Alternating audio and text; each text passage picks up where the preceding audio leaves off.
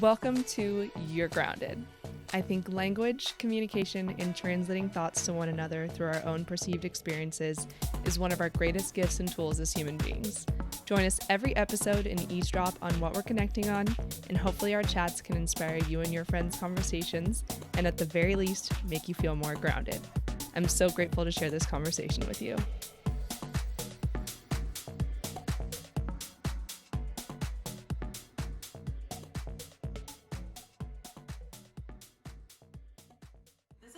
A long time in the making. Okay, so you guys, what an exciting day on the podcast. We have none other than, very likely so, one of my longest lifelong friends. Like, I have a lot of long-term friends, I'm very proud of that, but you are someone who has been through the awkward phase, and we all know what it's like to have our awkward friends in our awkward stages and still come out the other side and still be friends. How rare. Totally. But we have truly been friends since middle school. Jackie is one of my very best friends, so good of friends and such that we even lived together kind of during your college, after my college experience, and that was 10 years ago, and here we are still friends. I mean, the amount of milestones we've shared together in each other's lives, and we're still here being in our 30s and single dog moms. 100%. Could you want anything more? So, oddly enough, obviously everybody has their unique life journey and path, but we have managed to stay so close through all of that, and that's why I'm so excited to have you here today. Yes, thank you for being on. Of course. I'm honored. Yes. And Jackie's amazing. She is currently residing in New York City. When I moved to Arizona is when we both left San Diego, and she has since lived in New York, and I've since lived in Scottsdale, so thank God she's just here visiting me, and I go and visit her. We love each other's cities. So all the time. We are just here today. We have so much that we could talk about. She's probably going to be a return guest, let's be honest. Of course. Can't have 20 years of friendship in one episode.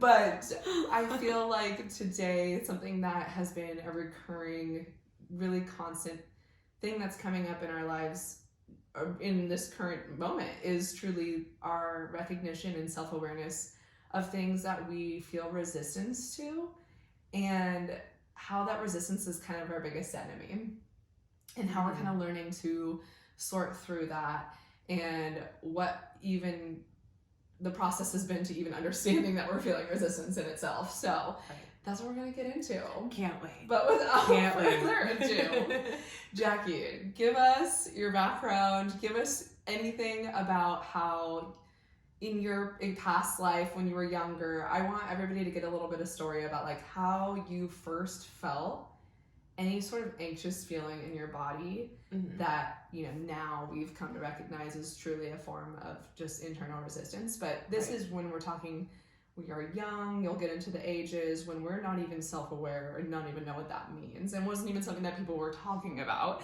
at that age. So I want you to kind of just hop right into just giving us a little bit of background about like how you were feeling when you were younger, because I think this is something a lot of people need to hear. Yeah, definitely. Well, I first of all want to say that I'm so proud of you. Thank you. I just am so glad that like you are following your dreams. Like, not many people can just quit the corporate world like you did and just like literally put your dreams first. Like, it has just been so amazing to see your journey, and I'm just so proud of you, and I'm just so proud to be here because like I get to see like the amazing progress that you've made over the years. So I just have to say that first and foremost. Thank you. But it's been a long time coming. If you've listened to the first episode, wow. But like, you've just done so many like hard things, you know, like it's not easy to do what you did, and I just think like you're being so true to yourself, and that's like something I so admire about you, is that you've always been so true to yourself. You like go for your passions, you have high standards on everything, which is really great. And a lot of us, like especially as females at times, you know, like we're willing to lower our standards for certain situations, but you've never done that, and like that's something I've always looked up to you for. Thank you, Jackie. Oh my God. Me to be like, okay, let's talk about your past. And like, wait, we need to give you the best compliment in the world. First things first. Thank you. Thank you. Of course. And talking about, we'll get into boundary setting and all those things. All those fun things. All those fun things. Oh, thank you so much for saying that. Of course. Thanks, Romy. But me, so I'm kidding. So A little bit about me. I used to identify myself as a soccer player. I think that's all I knew in life. And growing up, I did have a lot of anxieties when I was younger, and I didn't really know what that was, whether it was I wanted to be better at soccer, but I just had these weird emotional feelings. I'd get so stressed out. I'd get sick to my stomach and not want to go play in games. And my dad actually found, I think it was a sports psychologist that was working with my sister's gymnastics team or something. And my dad or mom or something asked them if they could speak to me. Yeah. And I remember she sat down with me. It was one appointment. It was probably when I was in middle school. Okay, so you were young. Yeah, maybe even 5th grade. Still even figuring out what our feelings even are at this point. Oh yeah, we had no idea what our feelings were then.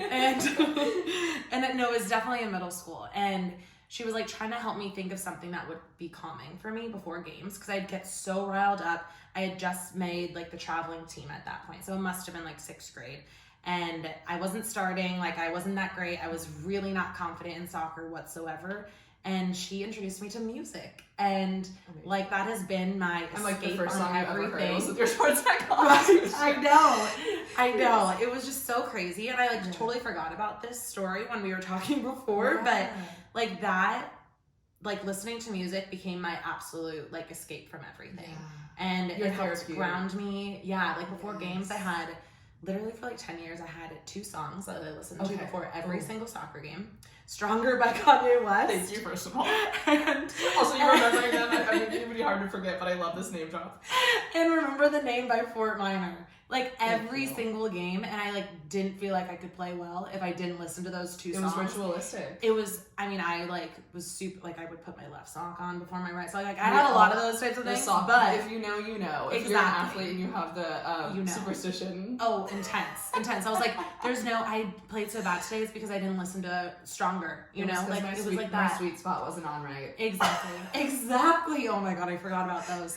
But, so from a young age, I didn't know exactly what anxiety was, but I clearly realized there was something. You were noticing something was not feeling normal. You were something was feeling out of the norm. Exactly. And I always got it in physical sensation. So it was stomach aches all the time. I thought I was gonna throw up. I felt I would hide in the bathroom before games, and I was Mom, Dad, I can't go. I don't feel good. It would always happen constantly. Yeah. And then once I started listening to music and having that routine, but music was just my 100% escape, and it still is my escape too. God. I mean, sound is therapy. 100%. Whatever music sound is resonates with playlists are love language. Making playlists for people. Whew, don't get me started. That's a whole sharing podcast music. episode. I know.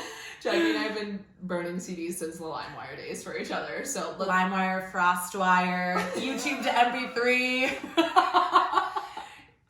It was hard out here. It was really hard. It was really hard. And thank God we could just share Spotify's via text now. Exactly. But just music was my healing power. That was the first impression that you had of saying, okay, I'm feeling this resistance to the task I have at hand, which is to perform well. Yep.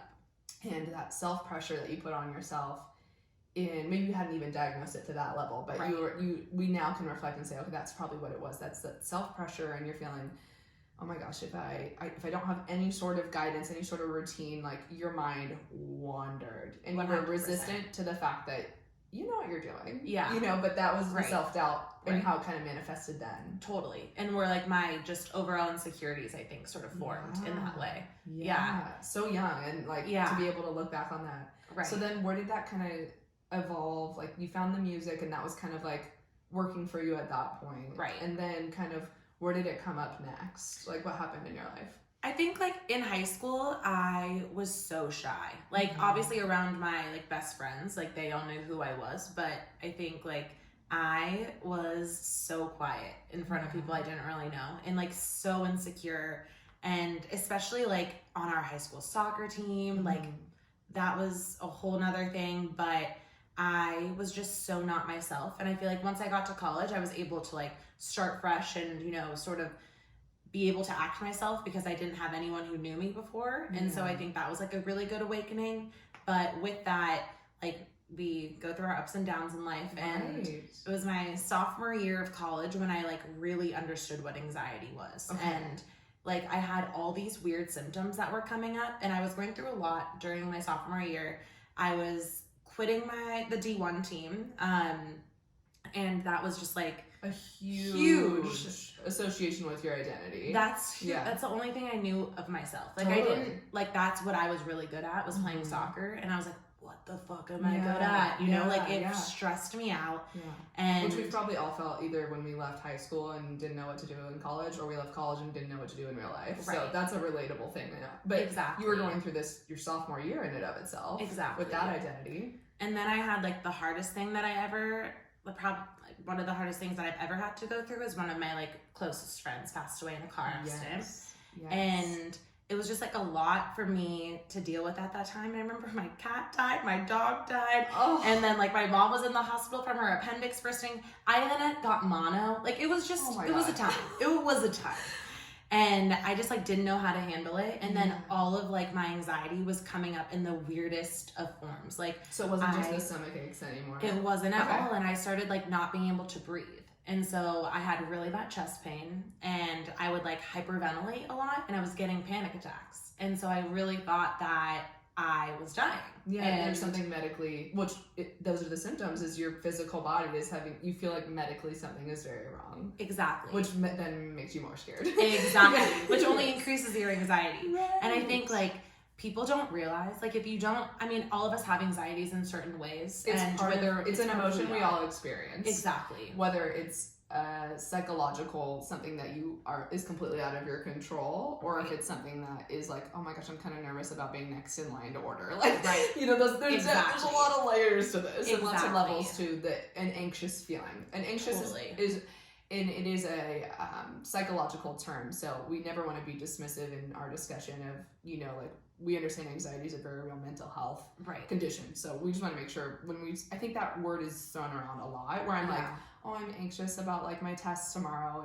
or I'm anxious about ordering in front of the waiter, you know, or feeling anxious is also, it's a term to explain an emotion, right? So, but anxiety is a condition. So we want to make sure that we are being totally correct. But to 100%. Your point, this was not just like, oh, I'm feeling anxious in the moment and then it passes. It's something that's lingering and medically making your body feel not okay. Yes. Exactly. And so I went to the doctor multiple times. Yeah. Like literally over the span of 3 weeks, I like kept going to the urgent care at San Diego State. Yeah. And I was like, nothing is getting better. Like they put me on all this medicine and everything, but no one could like tell me or diagnose me with any sort of anxious feelings at all. So I had no idea it was anxiety. Did you think you had like a lung disorder or something? Oh my god, I thought I had like cancer or something. You know, it's like your mind just goes there. And I'm a bit of a hypochondriac in general. So it was not a good time. And this is year 2010, where like mental health is just starting to be talked about and accepted, and people not like thinking you're crazy if you have any sort of mental health disorder. Yeah, like you're not in a psych ward. Exactly. You have anxiety. Exactly. The fact that is still so new in our lifetime. Exactly. Yes. And I would get panic attacks, and that was like when the breathing would, you know, fluctuate. And I literally I remember this so vividly. I would have to lay on the floor and just breathe. Like she taught me all these breathing patterns, and I would just have to sit there for like 10-15 minutes to calm myself down. Yeah. But like one of the biggest things was once I realized what it was, like I stopped thinking I was gonna die. Yeah. But it really is scary how intense those feelings are. They're real. They're 100% real. No matter what your brain is like making that you feel like that, you know, it's like clearly you don't have an element or anything, but like it was the scariest kind of feeling. Yeah. And so real. That's when I started seeing therapists. That's when you were like actually diagnosed and understanding what you were feeling, rather than just like, okay, well, if I listen to these songs, it'll help my brain kind of get back on track. It was like, no, this is something where I need more help. Like it's not something that is just that easily fixable, and you were able to at least learn those breathing techniques. Okay, so a new form of therapy to be able to self-help yourself. Totally. But at what point did you feel like, maybe it wasn't then, and maybe we still need to get there, but at what point were you thinking, okay, like, it's what I'm thinking about these things that is contributing, like that resistance to what is going on in reality is like, where I would hear like, so you went from needing to go to this therapist, and then what was the resolution from there? Like, what was the next phase? I think like still in college, I was still trying to figure it out a little bit. And like, I didn't know anyone who was in therapy at that time either, so I was still like a little bit embarrassed about it. And like, it's totally a normal thing. I know so many people who see, like, therapists now. Yeah, it's more common than not nowadays. Right. But then it was the opposite. This was and 2010. Yeah. It wasn't. Yes. And I've honestly seen the same therapist since then. Yes. And Incredible. which is pretty amazing. So she's seen my like pretty incredible growth too. Yeah. But it's come in waves. And so I think the more confident I feel in my life, the better my anxieties are. Of course. And it's kind of go hand in hand. Yeah. Yeah. And I feel like it didn't really surface. I guess I didn't really feel it as much until when I was living in New York and was dating my ex. Okay. And I think all of them kind of resurfaced because, when you're with someone that you love, you feel like you would be more confident and more calm and feel more secure. But I feel like I was resisting myself and not really and not really being my complete true self. And I was with him on and off for like almost 4 years, a little bit. I mean, mostly 2.5 years, but COVID happened, so that just timelines are awash. Exactly. Yeah. But it's like so interesting to think back on it now because like I can now see that I wasn't myself. I was being judged for things that I like loved to do, and it's crazy. And I was a relatively weak person at times, and I just kind of let him drive the relationship, and I was like a passenger in my life. Such a good analogy. I feel like the thing that people can relate to most is our feelings of when we're anxious tend to have patterns, and it takes so much self-awareness and ownership to be able to say like, dang, whenever this happens, I feel anxious. And I mean, sometimes it's completely random for people. I don't want to be dismissive of that, but there tend to be triggers, patterns, reasons that we're feeling resistance to a circumstance in our life, something that we feel like we don't have control over.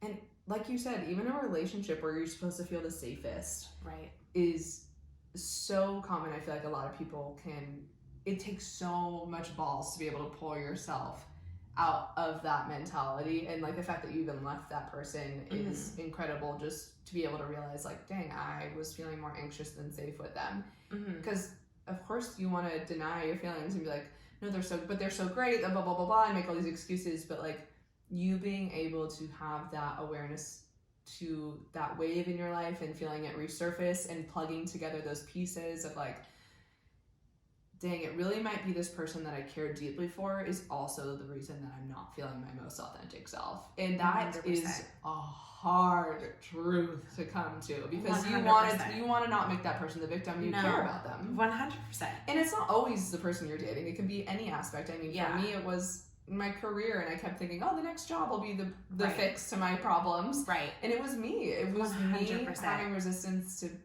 doing what I really want to do instead of thinking what I had to do. Exactly. And thinking there was no other option. Exactly. So I feel like that's so relatable that the circumstance of what you're resisting is so hard to come to terms with. I mean, for mine, it took 10 years to come to terms with. Yours, it took 4 years. I mean, there's no timeline. Some people spend their whole life in that space. I know. So you being able to have this turnaround, I really want to dive deeper into that and understand like, what were the things, that contributed to it in your relationship? Not necessarily, it could be things that he did, but also like what were the things that you felt in your relationship that weren't allowing you to be yourself, that made you feel that resistance in your body? So he was my first serious relationship. And I think like through college and like after college when I first moved to New York too, I like felt the need to always be like dating someone, hooking up with someone, talking to someone. Like I needed that reassurance and validation. Exactly. Yeah. A lot of females can relate, and I'm sure males too. Yeah, totally. And like then I'm trying to think. Okay, hold on. You're fine. But yeah, I think I needed reassurance and validation from men in general.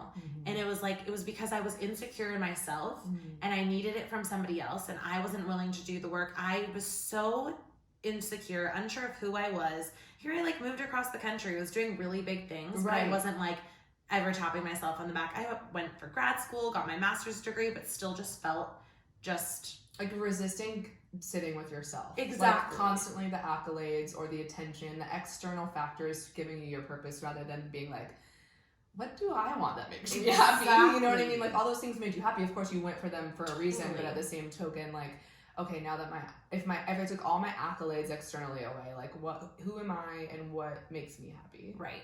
Exactly. Okay.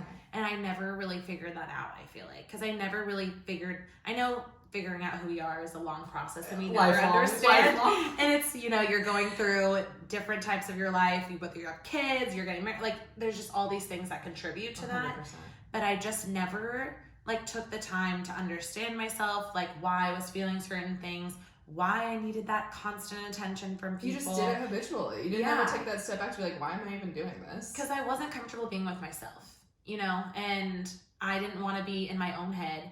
I didn't want, like, I cared so much about what people think. And I mean, I still do. We all do. But like, I didn't want to be alone. I've gotten so much better about it. As your best friend, I can give you that compliment now. I know. And I appreciate that. But that's part of our journey. 100%. But you didn't just get there. You realized, like, dang, I care a lot about what people think instead of what I care about myself. Right. What I think about myself, excuse me. Yes. Definitely. Yeah. And so I feel like those, like, 4-ish years that I was with him on and off, whatever, talking actually together, I just lost, like, a sense of myself. Yeah. I didn't do the things that I loved. I was judged for some of the things that I loved, so I stopped doing them. Yeah. I don't know. It was like the weirdest thing to me, like looking back on it now. And obviously I wish that I got out of it sooner, but I learned so much about myself, in that long journey. And I mean, what I'm thankful for is that, like, I learned so much from it because I know now what I would want more so from a relationship. And I still get, like, with any guys, I think still I have some trauma that I have a little bit from him, and I don't trust people very much. And, it's like I won't become my most vulnerable self with someone when I first meet them. I'll be relatively shy. I'll think too much, always. Yeah. But, like, I feel so much better that I, like, went through that relationship and came out stronger. And I feel like I'm a more confident person now than I was for sure. Because you had that awareness. But yes. I feel like it's so true. When we get in relationships, we think, oh, they like rock concerts, I'm going to go to rock concerts. Right. Their favorite thing's mac and cheese, my favorite thing's mac and cheese. You're resistant to being, the reason that they were attracted to you and you were attracted to them in the first place was because of who you are. Right. And it's natural to find commonalities and common interests, and that's obviously all things that make you compatible. Right. But truly, it's something that I fell victim to 100% too in my past, even being someone who's really stern in my beliefs or this, that, and the other. Something about situational factors. I mean, whether you're applying for a job and you think they want this kind of person, or you feel like you're hanging out with this new crowd and they do this stuff that you necessarily don't even really like. Right. Or you're so desperate for friendship that you'll do, like, things that you're not comfortable with, or you're in a relationship and you're just doing anything to relate to them and make them like you. Right. That is literally the resistance that we all feel at some point. And 100%. That is literally our biggest enemy, is straying further and further from our most authentic selves. Like, definitely. That is a skill we are sharpening, being aware of, our self-awareness and knowing what we like and what brings us joy and what does not contribute to our overall resistance in our body, our physical ailments of when we feel something is not true to ourselves. Right. And that is something that you gain from that experience. Like, how incredible is that? Like, for you to be able to have that turnaround. 100%. Like, give me some examples of, like, when you were in that situation, in that headspace, like, what were some of the things that made you realize, wait a second? Like, what were, like, those gut checks of, like, this isn't making me feel good? It, like, should have happened more during it. Like, the things that I, like let slide now are just, you only think that now because you have the clairvoyance. 100%. So in that moment you didn't realize it, but what was the thing that, like, came to your attention? Like, what do you think back on? I mean, I think, like, at the beginning of our relationship, I definitely was myself. Yeah. And I think, like, that. Which is talk about interesting. Like, of course, like, it might not even be opposite of the example I gave where you're just trying to relate to them so much you'll change. It's more like, no, we're in it, and then, like, the comfortability sneaks in. Exactly. I mean, I was 26 when I met him. I was a completely different person, you know, and I liked to go out a lot when I was 26, and then we did like a little bit at the beginning, but then like I felt like I became a grandma, and that was just like not who I was at all. But I felt so comfortable in it for some reason, but I didn't think anything of it, you know, because that's like what me and him would do. Like he worked out all the time, like we were both athletes, so I felt like that connection with him. But and like what you should do, like, oh, I'm in a relationship, so I should settle down and do nothing, even though that's kind of what I desire. I should be doing this. Exactly. Right. And I just feel like I let him totally take over my thoughts and my plans and what I did, like all of these things. And don't get me wrong, like I loved him, and I know he loved me too, but like it was just not a healthy relationship in the end. Like you felt like that was what you kind of needed to do out of desperation to stay together. Was like you cared about each other. It wasn't like it was falling apart at that moment, but it was almost like, I'm not going to cause a rift. I'm going to resist how I really want to feel just to not cause problems. Yes. I hate confrontation. I don't like that stuff at all. I let so much stuff slide, and I resisted so many times when like, I feel like that could have, you know, obviously grown our relationship if I didn't just stay quiet, but I was so scared to like say something. And that's when like, those were like some of my aha moments where I was like, why am I so scared to like tell him, the person who I'm with, who I like really thought I was going to marry? And like, how did I not feel comfortable with that? And so I think I started having a lot of aha moments with that. Well, and it's almost like the longer it goes, the more it would be weird if you were like, all of a sudden now they'll be like, hey, JK, the past 3 years I haven't been doing what I want. Right. Like, that would be such a red flag. Oh my God, it's how almost exhausting. Like the deeper it gets, the more awkward it is to like confront how you authentically feel. And I feel like sharpening that tool to whoever you're with and being able to be more honest and authentic right off the bat not only saves you time, because it might just be not a compatible match, but even in life, like in your work situation, if you're like in a job and you're like, oh my God, like I'm gonna waste their time. I've only worked here for a month, but I hated it. And I mean, usually way more than a month. Right. But like I've only worked here for less than a year and I hate it. And it's like more awkward the more obligation and investment they put in you the longer you're there. It's like anything in life. It's like, it's almost like the sooner you can just be fucking real with yourself, that you don't get into these, like, you don't dig your grave deeper and deeper every day of like, I'll never be able to resurface from this. Because that just makes your situation more and more resistant of wanting to be honest. 100%. And I honestly don't feel like I'm recognizing my like sense of purpose, who I am, until literally like 6 months ago. And I think it was like when I was officially able to put that part of my life in the past. And like we broke up right when COVID started. And so we ended up like kind of staying together and seeing each other during that time because COVID, and we were lonely. So you gotta do what you gotta do. But like, and then I was dealing with a lot of health issues during COVID, and just navigating that during a pandemic was really interesting. But I needed like some sense of comfort, and that's why I hung on to him.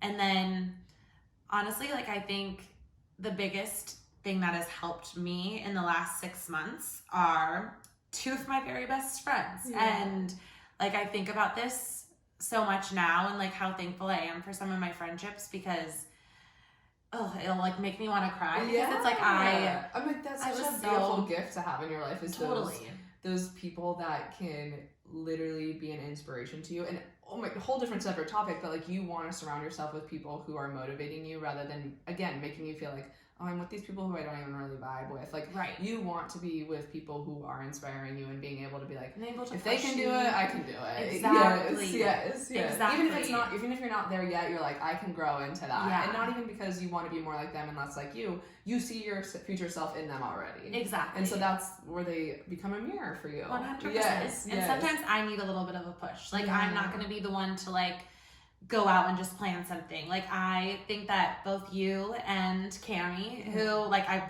known both of you guys since I was like 5th, 6th grade. So you guys know me so well too. And I think that like it's so crazy. Like, I'm so insanely thankful for you both in my life, because I think that you both saw that I wasn't my true self, and like you both pushed me. And that's like what I need. I needed someone to push me to be my better self, because you guys knew who I was. You know, between like you guys and my sisters, I think like got me out of this just like, I think I was coasting. Like, I was coasting through life. Because it wasn't like I was like, ooh, Jackie's in it. Like, I wasn't like, oh, she's up shit creek. Like, she needs out. Totally, I never thought that you were in a bad position. I just was like, I mean, you know your friends more than anyone in the world. And I feel like it's very fortunate to have friends like that, to be able to recognize and see that contrast, because they've known you through before and after a situation.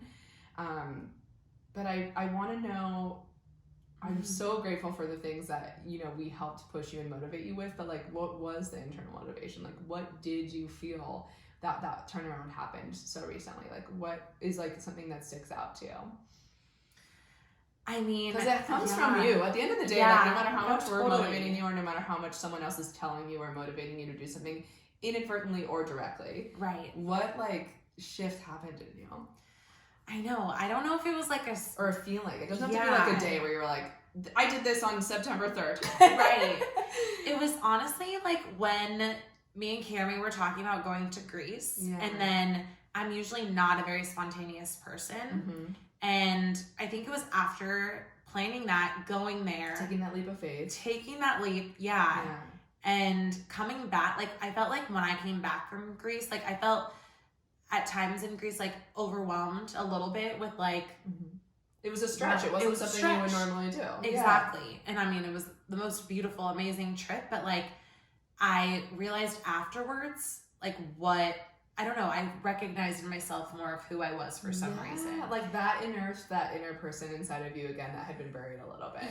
Like, it was almost like, dang, this trip or this experience or this shift or going to see a therapist or all these things have always been like bringing you back to who you actually are. Because you were kind of in this fog of these different situations or these different, oh my God, what's my identity now? I was a soccer player, and then you got through that. And then I'm dealing with all this personal health stuff. You got through that.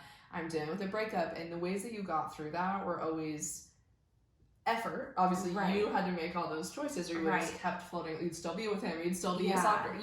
Couldn't still, I mean, we could all eventually stop being a soccer player or identifying with a certain part of ourselves, but you would just keep floating along and being complacent and thinking, this is what it is. And you taking those leaps of faith and seeking help or seeking a better understanding about why you're feeling the way you feel, or surrounding yourself with people that are motivating you, or doing things that you wouldn't normally do. And it's a gamble. I mean, maybe you would have gone and been like, well, that wasn't it. But fortunately, you eventually get to something that you're going to be like, whether it's a trip, a concert, an experience, a person, an interaction, all those things, I feel like helped you bring you back to your central, most authentic self. And instead of resisting, like, you know, old Jackie was a grandma and wouldn't have never taken this trip. It isn't spontaneous. But then it's like, old Jackie wasn't even really you. No, it wasn't. And like, get to re-identify yourself whenever you want. And re-identifying is, we're like little snakes shedding our skin. Like, you're always evolving into a new you. But that's what makes life so interesting, is understanding and shifting into that authentic place wherever it is with you in life. Even if that's different than what you knew. Totally. And so that Greece trip really was something that made you stretch, and then like really helped you feel like, dang, like this feels good. This feels like me. And honestly, that was September of 2021. I might never remember what year. It was only 6 months ago, but I can like honestly say that the 6 months have been some of the most like positive of my life, you know. And I just, it was the last time I saw my ex was in September too. And I'm like, I love those timelines adding up. I know, it so all convenient. Really added up. And I don't know, like there was something that just really switched after that trip. And then Cami just really has been wanting to travel a lot, and she's like, let's go here, let's go there. And I would usually not be the person to be like, yeah, let's do it. But like, I was just down. And like, that wasn't something that I was doing at all. And I felt like it was such an awesome experience. And I feel like, I don't know, I just kept saying yes. And when I would usually say no. And I wasn't thinking so much into it. And you weren't resisting like this new version of you who is not even new, it's who you've always been, but you didn't get to have this experience for 4 years of your 20s. Or in like maybe very beginning of your 30s, but it's literally like, but even all through my 20s.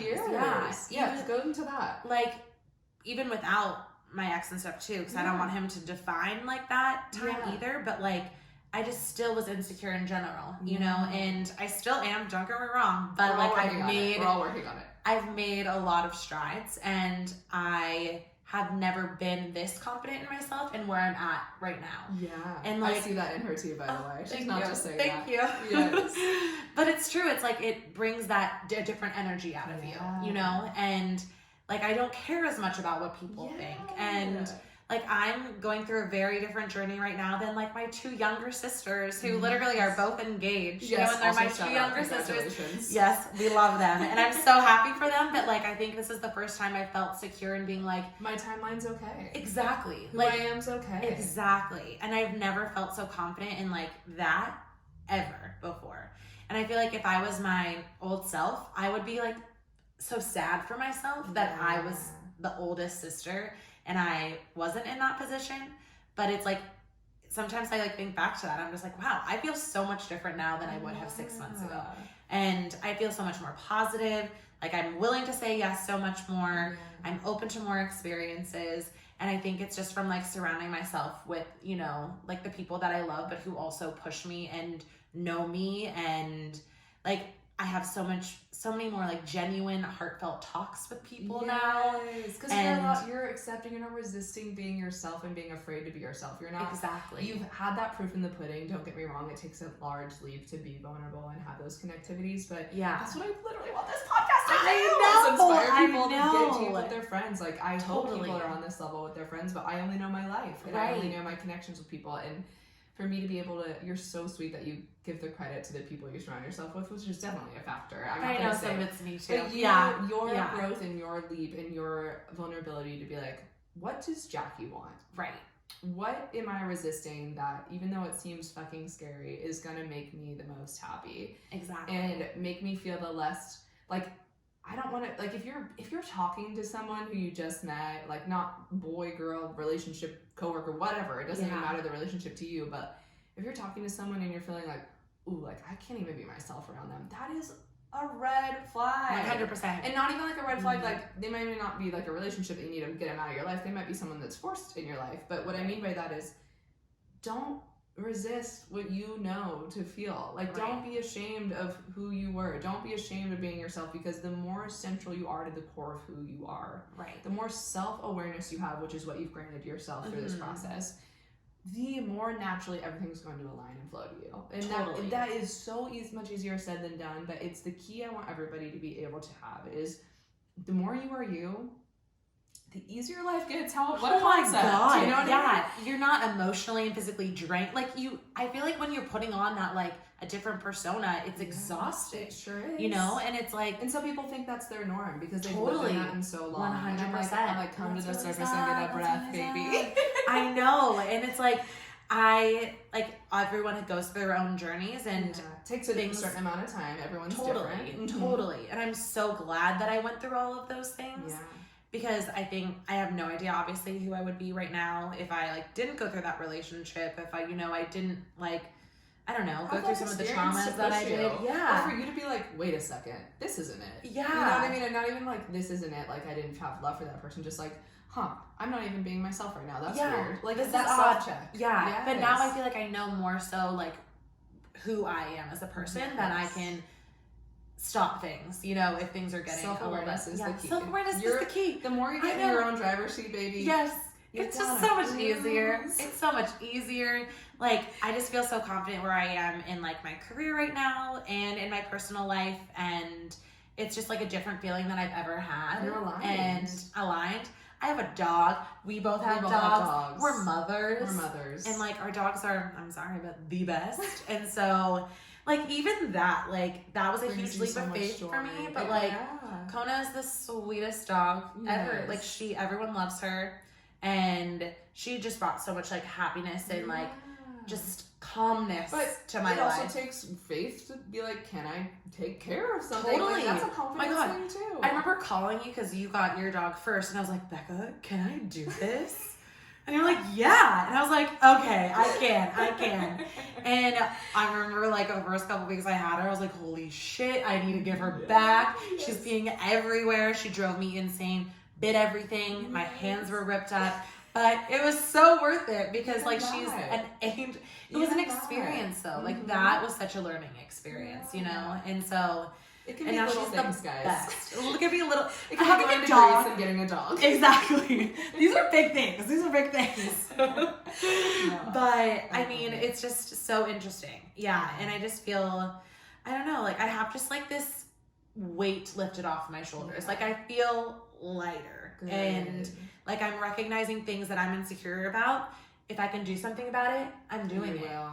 And that confidence is only built over time. 100%. That was not, I can say for a fact, like you and I and everyone else in this world, it didn't always used to feel that way. No. And I hope everybody can feel that empowerment to do that. And Totally. say, that's not what I want. No, that's not what I want.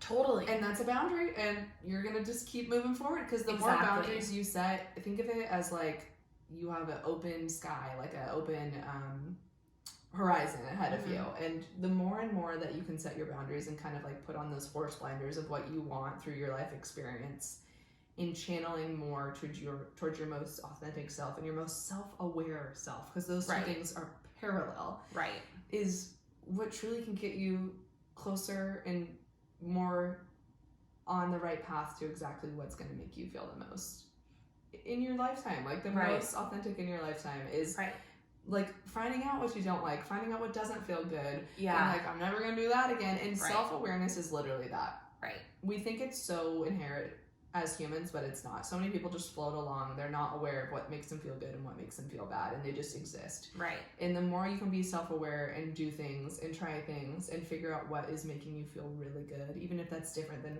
what all your friends are doing, or if it's leaving a partner you've been dependent on for a long time, like all those things are grooming you to be more on your direct path. And that takes so much courage and so much growth, and it can be uncomfortable. Yep. But you've been able to see just, we'll look back on this one day and listen to it and be able to say like, oh my God, think about how much I've even grown since then. I know. That's the beauty of our self-discovery, is it's everlasting. And for you to be able to have this self-reflection in just such a recent time is why I was so excited to have you on today. I know. It's so relevant. It's so crazy, relevant. Like when you think about it, like what was I doing a year ago? And it's like I was in a completely different state of mind. I mean, literally, it's like what was I doing 6 months ago for me? And it's like, it's really unbelievable. And I think I don't take enough time to be like, holy shit, Jackie, like you did that. I've like changed so much, I feel like, and I'm so happy with that, and I feel like it can only get better, obviously. Definitely. But now I'm like, feel like I'm trying to take the time to be like, okay, what do I really want to do right now that's making me happy? Right now it is traveling to see like my best friends in different places,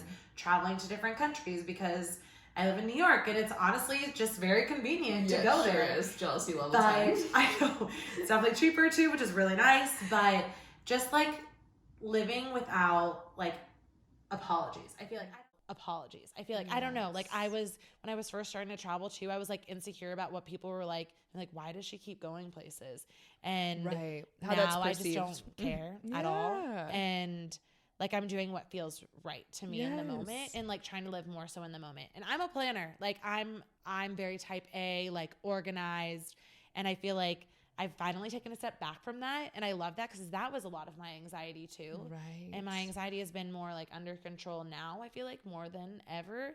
And it's because I'm more confident in myself, and you're flowing. I'm flowing. Yes. Just your confidence didn't just come overnight. It's you kept allowing yourself to be more and more yourself. And 100%. that made you feel less and less resistance and less and less anxious feeling in your body. Like you were like, who I am is great. Exactly. And I like should not feel ashamed and believing it. It's one thing to say those affirmations, and it's okay if you're not there yet, but just knowing that that's possible. 100%. And I feel like that's like one of the biggest things is I'm like, you know what?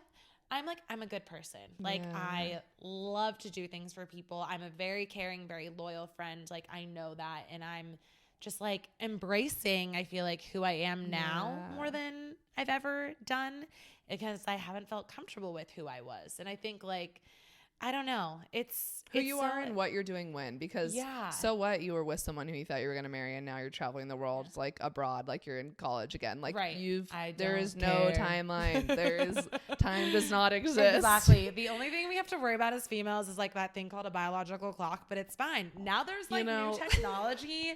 We can freeze those babies up, so it's totally fine.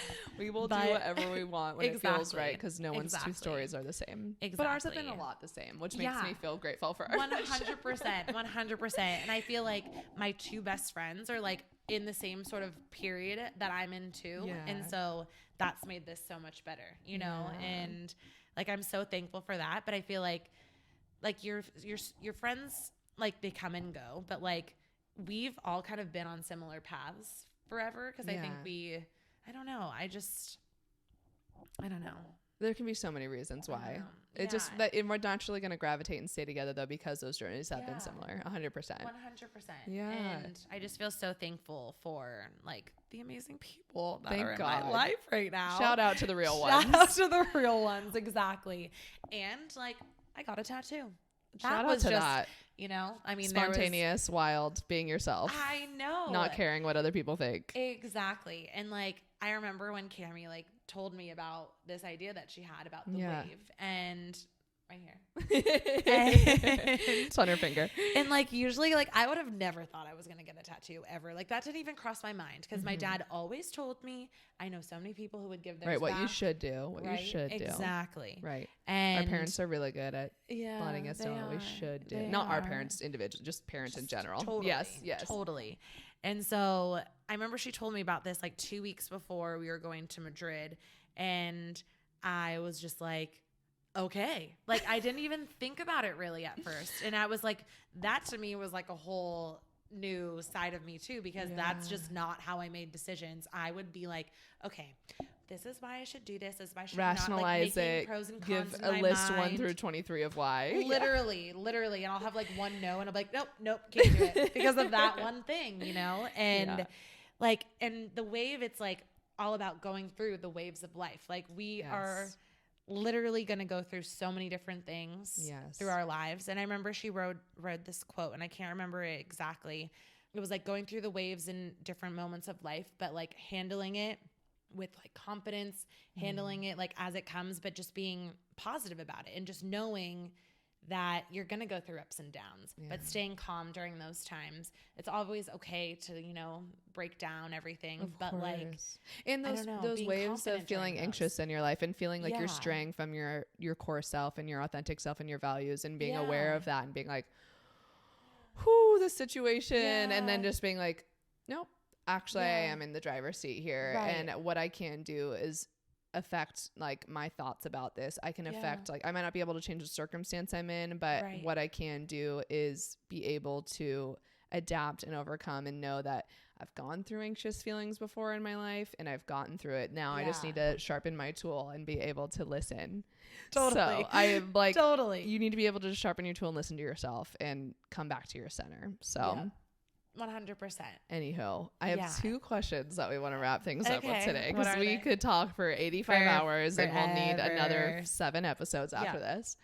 But 2 questions I want to ask you. First is, what do you think your superpower is? My superpower.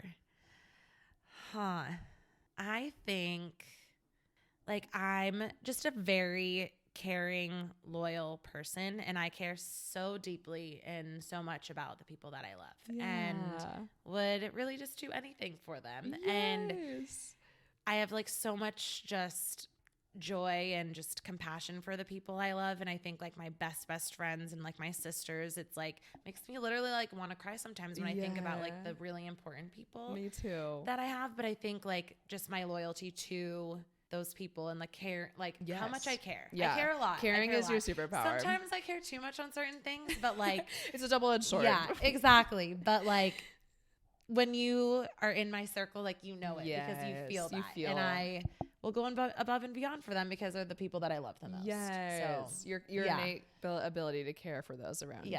Such a superpower. I love that. And then last but not least, this is the You're Grounded podcast. So what do you like to do to stay grounded? Well, music is definitely my full biggest circle thing. moment. Thank 100%. you. Like when people are posting their Spotify Wraps and it's like, oh, I've listened to this many minutes, and I'm like, oh shit, mine's like quadruple that. I'm like, what am I doing? But it's like, I think like music is my 100% comfort. Making playlists is my comfort. Yes. Like sometimes I'll just like literally listen to Spotify for hours at a time, making different playlists based on like that mood that I'm having. And I may never listen to that playlist again. Right. But the act of doing that playlist like calms me down and makes me feel so good. Yes. That keeps me grounded. And the beach. I don't need to go in the water. I don't. But Just seeing the water, there's something that like, I don't know what it is, but like I feel 50 pounds lighter. Like I could be having the most stressful day. And like that's what's hard about living in New York City sometimes is like I feel claustrophobic and I have to just drive to the beach. Yeah. And that was like also why the wave tattoo was so important to me too, because the beach is my happy place. Yeah. That's when I can think the most. That's like when I'll feel the most calm. And literally I could be sad about anything and I like see a sunset on the beach and then I'm like, name something better. I'll wait. Right? I'm like, this is why this I'm like, is the only happening. thing that would be better is you making a playlist on the beach. I mean, of course. But I think those are the two things that really keep me grounded, and then just being surrounded by the people I feel most comfortable with, that I can be like my most vulnerable self with, because I can't do that with everybody. But like, that's when I feel the lightest, the happiest, and my very best self. Yes. Oh, well, I'm glad we could share that experience for you this weekend together, anytime we're together from near or far, and have that connectability and inspiring people to hopefully feel their most vulnerable self with their friends and 100%. Know when they're feeling like they're not being themselves. Right. So I just hope that that's what we were able to inspire everybody with today. 100%. And knowing that like anxiety is a very common thing and we're all dealing with it in certain situations, and for just it not feeling to make anxious us feel even if you don't have 100% anxiety disorder. It's and so normal, but listen to what is making you feel that. Exactly. Being in tune with what is making you feel anxious, being in tune with what you're resisting, whether it's a circumstance, a person, a job,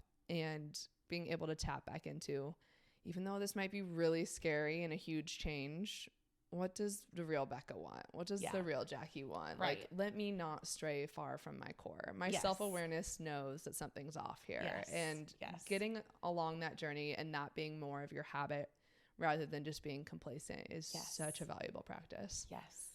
And we're awesome people, and we deserve to have really awesome lives. And like just we all going do. through it. We all do. Yes. All of us. And it's like, I just think the journey has just been, it's been a fun one. It's been a fun one. We're doing it for the rest of the time, baby. We're still doing it. Cheers to that. Cheers. Oh, thank you for everything, Jax. You're the best. I love you. You're the best too. Love you so much. Thanks for listening to this episode of You're Grounded. Make sure to share this episode if it resonated with you, and rate this podcast on whatever streaming platform you like to listen from. Make sure you follow us on Instagram, YouTube, and TikTok. All social platforms are titled You're Grounded Pod. Until next time, stay grounded.